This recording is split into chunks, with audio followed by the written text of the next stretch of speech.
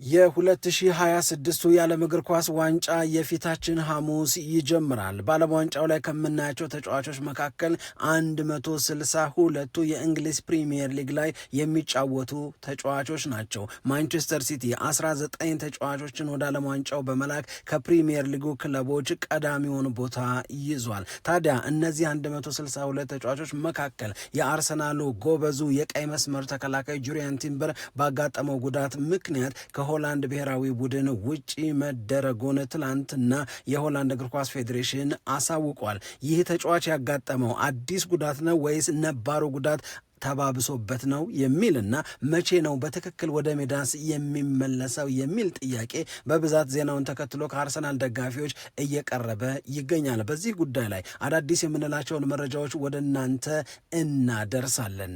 ማንቸስተር ዩናይትድ ቤት አዳዲስ ተጫዋቾችን ለማምጣት የሚደረገው ጥረት አሁንም ተጠናክሮ ቀጥሏል። አሰልጣኝ ማይክል ካሪክ በዚህ የተጫዋቾች ዝውውር ጉዳይ ላይ ቀጥተኛ እና ሰፊ ተሳትፎን እያደረገ ይገኛል። እናም ካሪክ በጣም በተደጋጋሚ ስማቸውን ከሚያነሳቸው የማንቸስተር ዩናይትድ ተጫዋች እንዲሆኑ አጥብቆ ከሚፈልጋቸው ተጫዋቾች መካከል አንዱን የራሱ ለማድረግ ማንቸስተር ዩናይትድ በጣም ይፋዊ የሚባለውን ድርድር ጀምሯል። በማንቸስተር ዩናይትድ እና በዌስትሃም ዩናይትድ መካከል ድርድር መጀመሩ ማቲያስ ፈርናንዴዝን በቅርቡ የዩናይትድ ተጫዋች ሆነ ሲባል እንድንሰማ ያደርጋል። ካሪክም ተጫዋቹን ይፈልጋል። ተጫዋቹ ማቲያስ ፈርናንዴዝም የማንቸስተር ዩናይትድ ብቻ የመሆን ጠንካራ ፍላጎት አለው። ግን ደግሞ በዌስትሃም ቤት እየተፈጠረ ያለው ትርምስ እናም ከኮኦውነሩ ጋር በተያዘ የተነሳው የወሲብ ቅሌት ይህንን የዩናይትድንና የዌስትሃምን ድርድር ወደኋላ እንዳይጎትተው ደግሞ መጠነኛ ስጋት ተፈጥሯል። በሌላ በኩል ሪያል ማድሪድ ከአርሰናል አናት ላይ አልወርድም ብሏል። አሁንም በተደጋጋሚ የአርሰናል ተጫዋቾችን የራሱ የማድረግ ፍላጎት እንዳለውና አዲሱ የሪያል ማድሪድ አሰልጣኝ ሆነው የተቀጠሩት ለሚቀጥሉት 3 ዓመታትም በሳንቲያጎ ቤርናባው አለቃ ሆነው የሚቀጥሉት ሆዜ ሞሪኒዮ ለሪያል ማድሪድ ሰዎች ደጋግመው ከነገሯቸው ስሞች መካከል ሪካርዶ ካላፊዮሪን የሪያል ማድሪድ ተጫዋች አድርጉልኝ፣ ይህንን ሰው አጥብቄ ፈልገዋለሁ የሚል መልእክትን ማስተላለፋቸው ነው። ሪያል ማድሪድ ቤት ውስጥ የተሰሙ ሌሎች አዳዲስ ጉዳዮች ምንድናቸው የሚለውንም ለማንሳት ጥረት እናደርጋለን። የርገን ክሎፕ በሌላ ኃላፊነት ወደ እግር ኳስ ሊመለሱ ተቃርበዋል የሚልና ሌሎች ጉዳዮችን እያነሳን የተወሰኑ ደቂቃዎችን ከናንተ ጋር እናሳልፋለን። ሰላም ጤና ይስጥልን፣ እንደምናላችሁ የተከበራችሁና የተወደዳችሁ የሸገር ስፖርት ዊዝ አበበ ግደይ የዩቲዩብ ቻናል ቤተሰቦቻችን በያላችሁበት እጅግ አስደሳች ጊዜን እያሳለፋችሁ እንደሆነ ተስፋ እናደርጋለን። መልካሙን ሁሉ ለናንተ እንመኛለን። ታዲያ ይህንን ሸገር ስፖርት ዊዝ አበበ ግደይ የሚለውን የኛን የዩቲዩብ ቻናል ሰብስክራይብ አድርጉ፣ የደውል ምልክቱን ተጫኑት፣ ሊንኩን ለሌሎች አጋሩና በተከታዮች ቁጥር እንድንበዛ የምንሰራቸው ፕሮግራሞችም ብዙ ሰዎች ጋር መድረስ እንዲችል ማገዛችሁን ቀጥሉ። እስካሁን ላበረታችሁን አቅም፣ ጉልበት፣ ድጋፍ ለሰጣችሁን በሙሉ የላቀ ምስጋናችን ይድረሳችሁ እንላለን። ከልብም እናመሰግናለን። አስቀድመን ማንሳት የምንፈልገው ነገር የየርገን ክሎፕን ነው። የርገን ክሎፕ እስከ 2029 ድረስ ከሬድቡል ጋር ባላቸው ስምምነት ይሄ ካምፓኒ በተለያዩ ሀገራት ላይ የእግር ኳስ ክለቦች የእግር ኳስ ፕሮጀክቶች አሉት። ከነ አርቢ ላይፕሲጅ ከነ ሬድቡል ሳልዝበርግ ጋር እንደሚሰራ ሁሉ በጃፓን በአሜሪካ እንደዚሁም ደግሞ በተለያዩ ሀገራት ስራዎችን ይሰራሉ። በዛ ውስጥ ኃላፊነት አላቸው። ታዲያ የርገን ክሎፕን ወደ አሰልጣኝነት ለመመለስ ሰሞኑን ቃል እየተገባ ነበር። በተለይ የሪያል ማድሪድ ፕሬዚዳንታዊ ምርጫን እኔ ማሸነፍ ከሆነ የርገን ክሎፕ አሰልጣኝ ሆኖ የማድሪድን አሸናፊነት እንዲመልስ ይሾማል ሲሉ ነበረ እጩ የነበሩት ሪኬልሜ ግን ተሸንፈዋል። በሪያል ማድሪድ እና በየርገን ክሎፕ መካከል አንዱ ለመቅጠር አንዱ ደግሞ ለመቀጠር ከዚህ በኋላ ቢያንስ ለተወሰኑ ጊዜያቶች ስማቸውን የምናነሳበት ምክንያት የለም። ምክንያቱም የተመረጡት ፍሎሬንቲኖ ፒሬዝ የመረጡት ሆዜ ሞሪኒዮን ነው። ግን አሰልጣኝ የርገን ክሎፕ እና ሪያል ማድሪድ ስማቸው አብሮ መነሳት ሲጀምር የአሁኑ ለመጀመሪያ ጊዜ አይደለም። የምናስታውሰው ነው ዣቪ አሎንሶ ከሪያል ማድሪድ ኃላፊነት ሲነሳ ያኔም በተደጋጋሚ የርገን ክሎፕ ወደ ሪያል ማድሪድ ሊያቀኑ እንደሚችሉ ሲነሳ ነበር። ስለዚህ ሪያል ማድሪድ ቤት ውስጥ የሆነ ክፍተት በተፈጠረ ቁጥር እኚህን ጀርመናዊ አሰልጣኝ ስም ማንሳት፣ ከሪያል ማድሪድ ጋር ማስተሳሰር፣ ጉብዝናቸውን በማስታወስ የሪያል ማድሪድን የማያባራ ኃያልነት መመለስ የሚፈለግ ከሆነ ትክክለኛው ሰው የርገን ክሎፕ ነው ብሎ አስተያየት መስጠት የተለመደ ነው። አሁንም እየሆነ ያለው አሁንም እየተደረገ ያለው ይሄው ነው። ነገር ግን የርገን ክሎፕ ምናልባት በ2024 ከሊቨርፑል ጋር ለመለያየት ሲወስኑ ይብቃኝ ሲሉ ከ9 ዓመታት ቆይታ በኋላ በጣም ስለደከማቸው ቶሎ ወደ እግር ኳስ አሰልጣኝነት መመለስ እንደማይፈልጉ ሲገልጹ ነበር። ኦፍኮርስ አንዳንዶች ሪያል ማድሪድን ብቻ ሳይሆን ሊቨርፑልን በድጋሚ ለማሰልጠን ወደ አንፊልድ የርገን ክሎፕ ሊመለሱ እንደሚችሉም ስፔኩሌት ሲያደርጉ ወይም ገምተው አስተያየት ሲሰጡ ነበር። አሁን ወደ ሪያል ማድሪድ መሄድም አልተሳካም። የሊቨርፑል አሰልጣኝ ሆኖ መመለስም አልሆንም። ምክንያቱም ሊቨርፑል አንዶኒ ራዮላን ቀጥሯል። ስለዚህ ከየርገን ክሎፕ ወደ እግር ኳስ መመለስ ጋር በተያዘ የቦሩሲያ ዶርትሙንድ ስኬታቸውን እንደዚሁም ደግሞ በሊቨርፑል ቤት ያሳኩትን የፕሪሚየር ሊግ የአውሮፓ ቻምፒዮንስ ሊግን የማሸነፍ ስኬት ይዘው በአሰልጣኝነት በጣም በቅርቡ ሊመለሱ ይችላሉ። አሁን ግን ወደ ሳዑዲ ፕሮ ሊግ ሊያቀኑ እንደሚችሉና የዳይሬክተርነት ሚና ሊሰጣቸው እንደሚችል ለዚህም ደግሞ ለማመን የሚከብድ ገንዘብ እንደቀረበላቸው ነው እየተነገረ ያለው። አሁን የርገን ክሎፕ ይህንን ኃላፊነት ለመውሰድና በእግር ኳስ በሌላ ሚና ተሳትፎ ማድረግ ለመጀመር መቁረጣቸው ነው እየተነገረ ያለው። እንግዲህ በየርገን ክሎፕ ዙሪያ ብዙዎቻችን ያለን ስሜት በጣም በጎ የሚባል ነው። ለሚወክሉት ቡድን የሚሰጡት 100% አቅማቸውን ነው። እግር ኳስ ውስጥ ያላቸው በጣም በፓሽን የተሞላ ተሳትፎ፣ ጨዋታ ወቅት የሚያሳዩት ስሜት፣ ከተጫዋቾቻቸው ጋር ያላቸው ግንኙነት እኚህን ሰው የራስ ማድረግ በጣም ብዙ ትልልቅ ክለቦች ይፈልጋሉ። ለጊዜው ግን አሁንም ምናልባት ትልቅን ክለብ ወይም ትልቅን ፕሮጀክት እስኪያቀርቡላቸው ድረስ እየጠበቁ ሊሆን ይችላል እንጂ 9 ዓመት በሊቨርፑል ቤት ሲሰሩ የተፈጠረባቸው የድካም ስሜት እስካሁን ከአሰልጣኝነት የሚያርቅ ነው ወይ ብለን እንድንጠይቅ ያደርገናል። ለማንኛውም በሳዑዲ ፕሮ ሊግ እሳቸውን በዳይሬክተርነት ሲያገለግሉ የምናይበት ጊዜ ተቃርበዋል ይላሉ ምሽት ላይ የነበሩት መረጃዎች። ሁለተኛው ጉዳይ የሚሆነው ማንቸስተር ዩናይትድ ነው። ማንቸስተር ዩናይትድ ቤት ውስጥ አሁንም የተለያዩ ተጫዋቾች ስሞች ይነሳሉ። እነዛን ተጫዋቾች ለማስፈረም ስለሚደረግ ጥረት ዝርዝር መረጃ ይወጣል። ግን ትንሽ አድቫንስድ ሲሆን፣ የተለየ ነገር ሲገኝበት፣ አዳዲስ መረጃዎች ሲካተቱ በወሬዎቹ ላይ ወደ እናንተ ይዘን እንመጣለን። አሁን ለኔ በዚህ በምናነሳው የማንቸስተር ዩናይትድ የዝውውር ጉዳይ ላይ አዳዲስ የምላቸው ነገሮች አሉ። የመጀመሪያው ነገር በማንቸስተር ዩናይትድ ሰዎች በኩል እየተነገረን ያለው ካሪክ የሚሰጠውን የሚቀበልና እነዛን የተቀበላቸውን ተጫዋቾች አዘጋጅቶ ማንቸስተር ዩናይትድን ውጤታማ ለማድረግ የሚለፋ ሰው ብቻ ሳይሆን በተጫዋቾች ዝውውር ላይ ተሳትፎን በቀጥታ እያደረገ ነው። እገሌ ቢሆን ይሻላል፣ እገሌን የበለጠ ፈልገዋለሁ፣ በማንቸስተር ዩናይትድ ቤት ውስጥ መፍጠር ለምንፈልገው መሻሻል እገሌ ይበልጥ ያግዘኛል የሚል ቀጥተኛ ተሳትፎን ማይክል ካሪክ ያደርጋል። ይሄ በጣም ጥሩ ነው። ማኔጀር አይደለም፣ የሚፈልጋቸው ቦታዎች ላይ እገሌን ሳይል እዚህ ቦታ ላይ ተጫዋቾች ቢመጡልኝ ብሎ ያቀርባል። እነዛ ቦታዎች ላይ አማራጭ የሚሏቸውን ተጫዋቾች የማንቸስተር ዩናይትድ ባለስልጣናት ያቀርባሉ። እዚህ ድረስ ነው የማይክል ካሪክ ተሳትፎ ይሆናል ተብሎ የተጠበቀው። ነገር ግን ማንቸስተር ዩናይትድ ያስቀመጥኩትን ፕሪንሲፕል ወቅ፣ እነዛን መርሆች አልነካም፣ አልጥስም፣ አልሸራረፍም።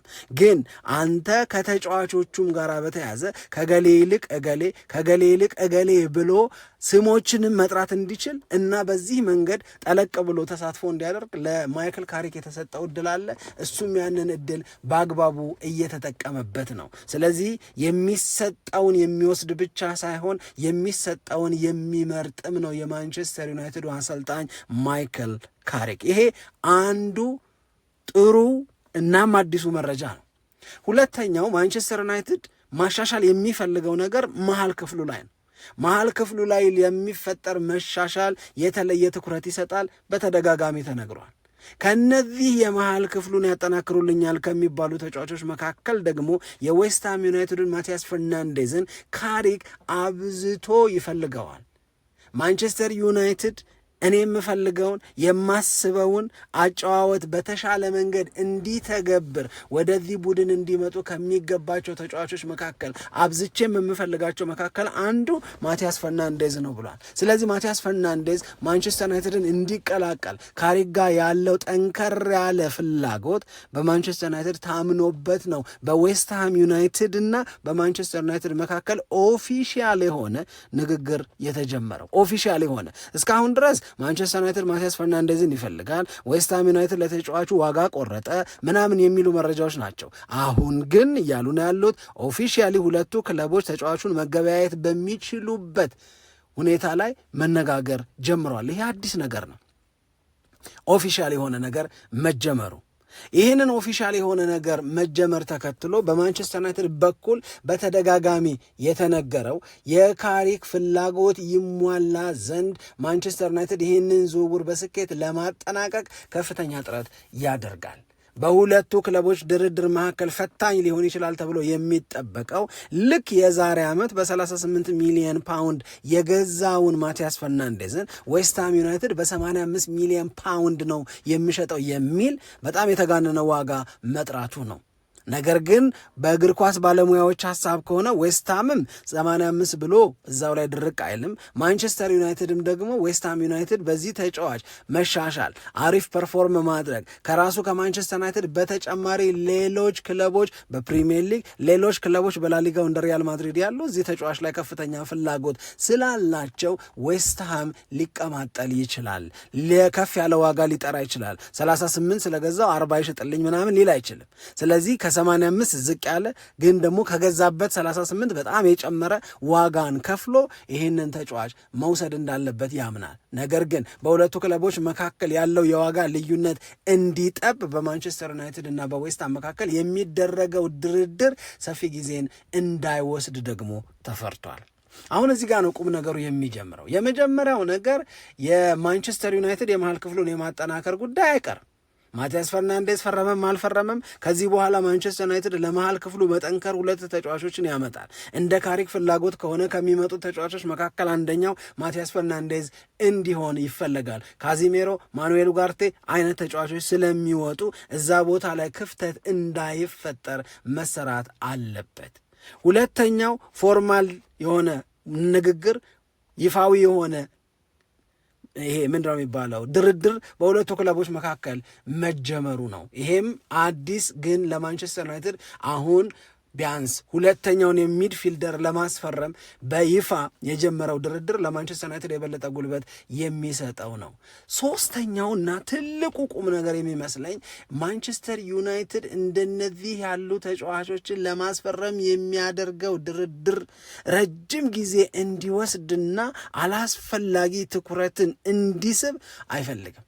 ስለዚህ ድርድር ተጀመረ አይደል? አሁን በይፋ ወዲያው በፍጥነት ቶሎ ሳይንዛዛ እንዲያልቅ ነው ማንቸስተር ዩናይትድ የሚፈልገው። ስለዚህ ይሄንን ፍላጎቱን ለማስፈጸም ማንቸስተር ዩናይትድ ረጅም ርቀት ይሄዳል ነው።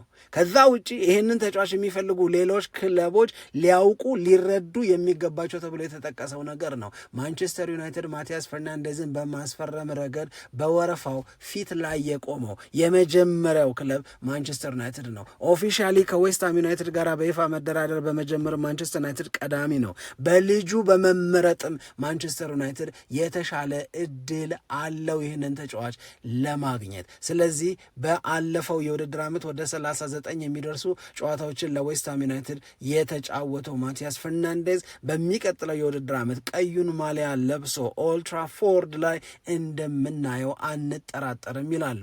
ካሪክም የሀሳቡ ይፈጸማል፣ የልቡ ይሞላል፣ የሚፈልገው ተደርጎለት የሚፈለገውን ይሰጣል ተብሎ ታምኗል። ማይክል ካሪክን በተመለከተ የማንቸስተር ዩናይትድ ባለስልጣናት የሚናገሯቸው ነገሮች በጣም ቆንጆ በጣም ሸጋዎችም ናቸው። ወደ አርሰናል ጉዳይ እንሄድ። አርሰናልን በተመለከተ ሁለት ነገሮችን ነው እኛ ማንሳት አለብን የምንለው። አንደኛው የእውነት ለመናገር የምርም አሳዛኝ ነው የምለው እኔ የጁሪያን ቲምበር ጉዳት ነው። የጁሪያን ቲምበር ጉዳት የአርሰናል ደጋፊዎችን ቢያስደነግጥ ትክክል ነው የሚሆነው። ለምን ያልን እንደሆነ የጁሪያን ቲምበር ጉዳት ማርች 14 ላይ የጀመረ ነው። እንግዲህ በፈረንጆቹ መጋቢት 14 የጀመረ ከዛ ለመጨረሻ ጊዜ ለአርሰናል የተጫወተው በአውሮፓ ቻምፒዮንስ ሊግ የዋንጫ ጨዋታ አርሰናል ከፒኤስጂ ሲጫወቱ 66ኛው ደቂቃ ላይ ሞስኩዌራን ቀይሮ አስወጥቶ አርቴታ ጁሪያን ቲምበር ወደ ሜዳ እንዲገባ ሲደረግ ነው። ያን ጊዜ ጁሪያን ቲምበርን በተመለከተ አርቴታ የነገረን ነገር አለ። የነገረን ነገር ይሄ ተጫዋች ለጨዋታው ዝግጁ ነው፣ ለመጫወት ፊት ነው ብሎ ተናግሮ ነበር። ይሄ ማለት ካጋጠመው ጉዳት እያገገመ ካጋጠመው ጉዳት እየዳነምና ወደ ሜዳ ለመግባት እየተቃረበ ነው የሚለውን ነገር ተናግሮ ነበር። ለዛ ነው በቻምፒዮንስ ሊግ ጨዋታ 66ኛው ደቂቃ ላይ ቀይሮ ያስገባው። ለዛ ነው የሆላንድ ብሔራዊ ቡድን የ2026 የዓለም ዋንጫ ስብስቡ አካል ያደረገው። ሆላንድ የዚህን ልጅ አገልግሎት ትፈልጋለች። ምክንያቱም ጁሪያን ቲምበር በጣም ጎበዝ ከሚባሉ የመስመር ተከላካዮች መካከል አንደኛው ነው። ነገር ግን ዓለም ዋንጫው ሐሙስ ሊጀምር ትላንት ማምሻው ላይ የተሰማውና ኦልሞስት ሁሉንም ሚዲያዎች ያነቃነቀው ጁሪያን ቲምበር እኮ ከዓለም ዋንጫ ውጪ ሆነ፣ ይህንንም የሆላንድ ብሔራዊ ቡድን አረጋገጠ የሚለው ነው። ኦኬ ጁሪያን ቲምበር ወጣ። ጁሪያን ቲምበር መውጣቱን ተከትሎ የተነገረው ምክንያት ጉዳት ስለሆነ የአርሰናል ደጋፊዎች ማወቅ የሚፈልጉት ነገር አንደኛው አዲስ ጉዳት ነው ወይ ለሆላንድ ብሔራዊ ቡድን ዝግጅት ሲያደርግ ያጋጠመ የሚል ነው። አይ አይደለም፣ በጭራሽ አይደለም። ስለዚህ አዲስ ያጋጠመ ጉዳት የለውም። ከማርች 14 አንስቶ እስከ አውሮፓ ቻምፒዮንስ ሊግ የፍጻሜ ጨዋታ ድረስ ከሜዳ አርቆት የነበረው ጉዳት ከዛ ሙሉ በሙሉና በደንብ አላገገመም የሚል ነገር ነው የተነሳው። እሱ ነው እየተነገረ የሚገኘው። ስለዚህ አሁን የሆላንድ ብሔራዊ ቡድን የሕክምና ባለሙያዎች ሲመረምሩት በሱ ዙሪያ ጤናውን ለመከታተል ጥረት ሲያደርጉ የተገኘው ውጤት በምርመራው ሂደት ይሄ ልጅ ሙሉ በሙሉ እንዳልዳነ፣ ሙሉ በሙሉ እንዳላገገመ፣ ስለዚህ በዚህ ሁኔታ ውስጥ ሆኖ የብሔራዊ ቡድኑ አካል ሆኖ እንዲቀጥል ማድረግ ትክክል አይሆንም። ለልጁም ሲባል እንደገና ደግሞ ለሆላንድም ጉዳት ነው። ሊያገለግላት በደንብ የማይችልን ተጫዋች ይዛ አድቫንቴጅ ማጣት የለባትም። ስለዚህ ተጫዋቹን አሰናበተች፣ አዲስ ተጫዋች ጠራች፣ ለሱም መልካም ዕድል ተመኘች፣ ይህንንም በዝርዝር አሳወቀች። ስለዚህ ጁሪያን ቲምበር አሁን ወደ ቤት ተመልሷል። ጁሪያን ቲምበር ዓለም ዋንጫውን ከሩቅ ሆኖ ለመመልከት ተገዷል። ይሄ በሱ ላይ የሚያሳድረው የስሜት ተጽዕኖ ቀላል አይሆንም። ምክንያቱም ዓለም ዋንጫው እንዲያልፈው አይፈልግም ነበረ። ግን ለአዲሱ የውድድር ዓመት ለአርሰናል የመድረስ እድሉ ግን እጅግ በጣም ሰፊ ነው ተብሏል። ምክንያቱም አዲስ ጉዳት አይደለም፣ የነበረው የጉዳት ስሜት ሙሉ በሙሉ ያልዳነ መሆኑ በተደረገለት ምርመራ ተረጋገጠ እንጂ። ሁለተኛው የአርሰናል ጉዳይ የሚሆነው እንደነ ሪካርዶ ካላፊዮሪ አይነት ተጫዋቾችን የማያረጋጋ ጥያቄ፣ የማያረጋጋ ፍላጎት ተፈጥሯል ነው። ሪካርዶ ካላፊዮሪን ለመውሰድ ሆዜ ሞሪኒዮ በጣም የተጋነንና ከፍ ያለ ፍላጎት አላቸው። ከዚህ ተጫዋች ጋር ሮማ አብረው ሰርተዋል። የዚህን ልጅ ጥቅም፣ የዚህን ልጅ ጉብዝና እና ይህንን ልጅ በቡድናቸው ውስጥ መቀላቀል የሚሰጣቸውን አድቫንቴጅ ሞሪኒዮ በደንብ ተረድተውታል። ስለሆነም ነው ለሪያል ማድሪድ ሰዎች ሪካርዶ ካላፊዮሪ እኔን ተከትለው በሪያል ማድሪድ እንዲመጡ ከምፈልጋቸው ተጫዋቾች መካከል አንዱ ነው የሚለውን ደጋግሞ እያነሱ ያሉት። እስከ ትላንትና ፕሬዝዳንታዊ ምርጫ ውጤት መታወቅ ድረስ ሆዜ ሞሪኒዮ ካላፊዮሪን ይፈልጉታል ተባለ እንጂ እንዲህ ያለ የፊት ለፊት ትዕዛዝ በግልጽ ለሪያል ማድሪድ ሰዎች ተናገሩ ሲባል አልሰማንም። አሁን ግን ለሪያል ማድሪድ ሰዎች እንዲቀላቀሏቸው የሚፈልጉ ወደ ሪያል ማድሪድ እንዲዘዋወሩ የሚፈልጓቸውን ተጫዋቾች ስም ዝርዝር ሲያስገቡ ከላይ የጻፉት ሪካርዶ ካላፊዮሪን ነው። ሪካርዶ ካላፊዮሪን አርሰናል አሳልፎ ይሰጣል ወይ? አይመስለኝም። እኔ አሁንም በልበ ሙሉነት ይህንን መናገር የምችል ይመስለኛል። አለበለዛ እንደነዚህ ያሉ ተጫዋቾችን አሳልፎ እየሰጠ እየበተነ መልሶ የሚገነባ ይሆናል። ያ የድሮው እንጂ የአሁኑ አርሰናል ተግባር አይመስለኝም። የድሮ አርሰናል እንዲህ አያደርግም ብዬ ልተማመንበት አልችልም። የአሁኑ አርሰናል በነ አንድሪያ ቤርታ፣ የአሁኑ አርሰናል በነ ሚኬል አርቴታ የሚመራው የደረሱለትን ተጫዋቾች ከፍ ያደርጉኛል ብሎ የሚያስባቸውን ተጫዋቾች በጣም ትልቅ አቅም ላይ የደረሱትን ተጫዋቾች አሳልፎ ሰጥቶ እንደገና ዘንቢል ይዞ ገበያ የሚወጣ አይደለም። ያሉትን የሚያቆይ ትልልቆቹን ከሌሎቹ ትልልቅ ክለቦች ጋር ተፎካክሮ የራሱ ለማድረግ የሚተጋ ነው። ሞሪኒዮ ግን ቋምጠዋል። ሪካርዶ ካላፊዮሪ ሮማም ከሚያውቁት በላይ በአርሰናል ቤት ከአርቴታ ጋር ሆኖ በደንብ እንደተሻሻለ አይተዋል። አርቴታም ይሄንን በተደጋጋሚ ይመሰክራል። ስለዚህ ይሄን ልጅ አምጡልኝ የሚል ቀጠን ያለ ትዕዛዝ ሞሪኒዮ ሰጥተዋል። ከፍላጎታቸው መካከል አንዱ ይህንን ተጫዋች የሪያል ማድሪድ ማድረግ ነው። ቀደም ሲል በዌስትሃም ዩናይትድ እና በማን ዩናይትድ መካከል የማቲያስ ፈርናንዴዝን ዝውውር ለማጠናቀቅ እንዲረዳቸው የተጀመረ ድርድር አለ ስንል ነበር። ይህንን ድርድር ሁለት ነገሮች ናቸው የሚያወቁት። አንደኛው ቀደም ሲል የጠቀስነው ዌስትሃም ይገባኛል የሚለው የዝውውር ዋጋ፣ ማንቸስተር ዩናይትድ ደግሞ በጣም ተጋነነ ብሎ ያንን ዋጋ ማሰቡ ነው ቤሪየር የሚሆነው በድርድሩ መሳካት፣ በተለይ ፈጥኖ መሳካት ላይ። ሁለተኛው ነገር ግን ትላንትና ቢቢሲ ፓኖራማና እንደዚሁም ደግሞ የእንግሊዙ ታማኝ የሚባለው ጋዜጣ ዘ ታይምስ አንድን ጉዳይ በተመለከተ ምርመራ ሲያደርጉ ነበረ። እነዚህ በጣምራ ምርመራ ሲያደርጉ የነበሩት ሚዲያዎች የምርመራቸውን ውጤት በዌስትሃሙ ኮኦውነር ዴቪድ ሱሊቫን ላይ አወጡ። ሪፖርቱን አወጡት። እነሱ ሪፖርታችንን እናወጣለን ሰኞ ከማለታቸው ቀደም ብሎ ሰውየው ሪፖርቱ ከመውጣቱ በፊት ከዌስትሃም ኃላፊነታቸው ራሳቸውን አገለሉ። ርቅ ያለው አሉ። ምን ነው ምን ተገኘ ሲባሉ የተናገሩት ነገር ምንድን ነው? አሁን በእኔ ዙሪያ ኢንቨስቲጌት ሲያደርጉ ምርመራ ሲሰሩ የነበሩ ሚዲያዎች እኔንና ቤተሰቤን በተመለከተ የሚያነሱትን ነገር ተከትሎ ራስን የመከላከል ስራ ላይ የበለጠ ትኩረት ስለማደርግ ዌስትሃም በሙሉ ትኩረት ሊያገለግሉት የሚችሉ ሰዎች ቢይዙት ይሻላል ብዬ ነው አሉ። እነ ቢቢሲ ደግሞ ይሄንን የዌስትሃም ኃላፊነታቸውን ወደ ጎን ያደረጉት ከዛ ራሴን አንስቻለሁ ያሉበት ምክንያት በዚህ በምርመራችን ወቅት ያገኘናቸውን ነገሮች ይፋ ስለምናደርግ ራሳቸውን ሳይሆን ዌስትሃምን ለመከላከል ነው። ሲነቃባቸው ሄዱ ከመባል ይልቅ ሪፖርቱ ከመውጣቱ በፊት አስቀድመው ራሳቸውን አንስተው ነው ተባለ።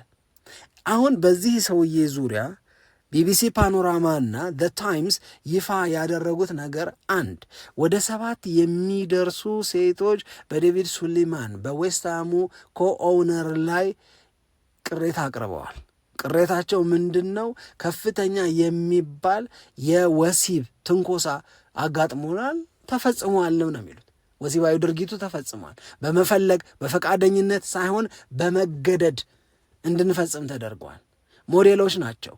እድሜያቸው ገና ቲኔጀር በሚባል አንዳንዶቹ 20ዎቹ መጀመሪያ ላይ ሆነ አንዳንዶቹ ኢቭን 20 ከመድረሳቸው በፊት የተደረገ ነገር ነው። ስለዚህ እኚህ ሰው የተወሰኑ ጋዜጦችን ይሰራሉ። አንዳንዱ የስፖርት ነው፣ አንዳንዱ ደግሞ የሌላ ነገር ይዘት ያለው ጋዜጣ ባለቤትም ናቸው። ስለዚህ እነዚህን ሰዎች ሞዴሎቹን ማለት ነው በጋዜጣ ላይ በተደጋጋሚ እንድትታይ ያደርግሻለሁ፣ ይሄ መታየት ደግሞ በሞዴሊንግ ኬሪየርሽ ላይ ትልቅ አስተዋጽኦ ይኖረዋል፣ ስለዚህ ይህንን እድል ስለምሰጥሽ አብረን እንተኛ ብለው ይጠይቃሉ።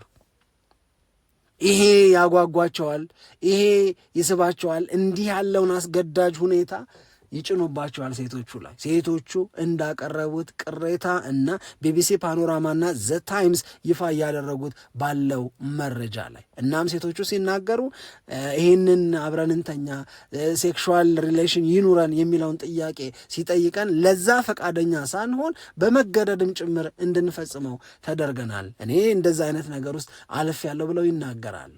ከዛ በተጨማሪ ግን ራሳቸው ኮኦውነሩ ዴቪድ ሱሊቫን ያስቀመጡት ነገር ምንድን ነው? በ1990ዎቹ ላይ ዕድሜያቸው 16 እና 17 የሆኑ ልጃገረዶችን ገንዘብ ከፍለው በሴክሹዋል ላይፍ ውስጥ እንዲገቡ አድርገዋቸዋል። አሁን ይህንን ለምን አመኑ ሰውየው?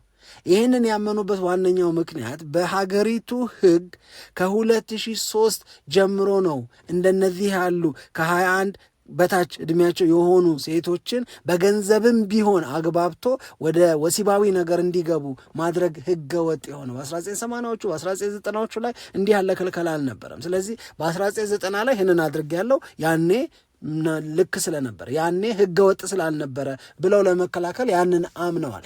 ሌሎቹ ላይ ግን ቢቢሲ ፓኖራማ ደረስኩበት የሚለው ዘ ታይምስ አውቄዋለሁ ደርሼበታለሁ የሚለው ነገር በሙሉ ልክ አይደለም፣ ከእውነት የራቀ ነው ብለው ነው ራሳቸውን እየተከላከሉ የሚገኙት። እናም ሱሊቫን በዚህ መንገድ ከዌስትሃም ኃላፊነታቸው መነሳታቸው በጣም ብዙ የሚዘገንኑ እውነቶችን ነው እነ ቢቢሲ አግኝተናል የሚሉት። ቢቢሲ እንደውም በስፖርት ዘገባው ብቻ ሳይሆን በዋና የዜና ዘገባ ውስጥ አካቶ ነው በተደጋጋሚ የዚህን ሰውዬ ጉዳይና ጉድ እያወጣ የሚገኘው። ከሴቶቹ ስቃይ ጋር በተያዘ ያልተለመዱ የሚባሉ ድርጊቶችን እንዲፈጽሙ ሴቶችን በማስገደድ በማግባባት ተጽዕኖ ውስጥ በመክተት ስማቸው ይነሳል። ዞሮ ዞሮ ዌስትሃም ዩናይትድን በተመለከተ ማንቸስተር ዩናይትድን በተመለከተ ስለሆነ አሁን መነጋገር ማውራት እየፈለግ ነው። የዚህ ሰውዬ እንዲህ ያለ ጉድ ውስጥ መግባት እንዲህ ያለ ቅሌትን ተከትሎ ስማቸው መነሳት ማንቸስተር ዩናይትድ በዌስትሃም ቤት ውስጥ የሚፈጠር የአስተዳደር ክፍተት ያጋጥመዋል። ስለዚህ እዛ ክፍተት በመፈጠሩ ምክንያት የዩናይትድን የማቲያስ ፈርናንዴዝን ዝውውር በተመለከተ የተወሰነ ዲሊያንስ ወይም መዘግየት እንዳይፈጠርበት ፈርቷል ለማለት ነው። ይሄ ስጋት አሳድሯል የሰውየው ጉዳይ። ስለዚህ ሌሎች እሳቸውን ተክተው በዌስትሃም ዩናይትድ ኃላፊነት የሚወስዱ ሰዎች ድርድሩን በበላይነት ይመሩና ከማንቸስተር ዩናይትድ ጋር ጉዳያቸውን ይጨርሳሉ ወይ የሚለው ግን ያው የብዙዎች ትኩረት ነው። ማንቸስተር ዩናይትድ ግን በዚህም ተባለ በዛ ማቲያስ ፈርናንዴዝን የማግኘት እድሉ እጅግ በጣም ከፍ ያለ ነው። ደግሞ በኋላ ልንገናኝ በተለያዩ ጉዳዮች አንዱ በኋላ ስንገናኝ የምናነሳው ነገር አራዳው አርሰናል የሚል ነው። አራዳው አርሰናል ለምን አልን? ይህንን ለማለት ምንድን ነው ያስገደደን የሚለውን እናነሳለን። ሁለተኛው ኤንዞ ማሬስካን ለመቅጠር አሁንም ማንቸስተር ሲቲ እና ቼልሲ መካከል ድርድሩ ቀጥሏል። ኤንዞ ማሬስካ ወደ ማንቸስተር ሲቲ እንዲሄዱ በሁለቱ ክለቦች መካከል የካሳ ክፍያን በተመለከተ የሚደረገው ድርድር በውጤታማነት ሊጠናቀቅ ከጫፍ ደርሷል ተብሏል። ኤንዞ ማሬስካ ማንቸስተር ሲቲን መያዛቸው በፕሪሚየር ሊጉ ሊያሳድር የሚችለው ተጽዕኖ ምንድን ነው የሚለውን እናያለን። ሌሎች በጣም ከፍተኛ ትኩረት የሚስቡ ጉዳዮችን ይዘን ነው የምንመለሰው። እስከዛው በያላችሁበት ሰላም ለእናንተ ይሁን። ደግሞም ይህንን የእኛን ቻናል ሰብስክራይብ አድርጉ፣ የደውል ምልክቱን ተጫኑ፣ ሊንኩን ለሌሎች ማጋራታችሁንም አትርሱ እንላለን። ድጋፋችሁ አበርትቶናልና ደግሞም ከልብ እናመሰግናለን። ኢትዮጵያ ለዘለዓለም ትኖር።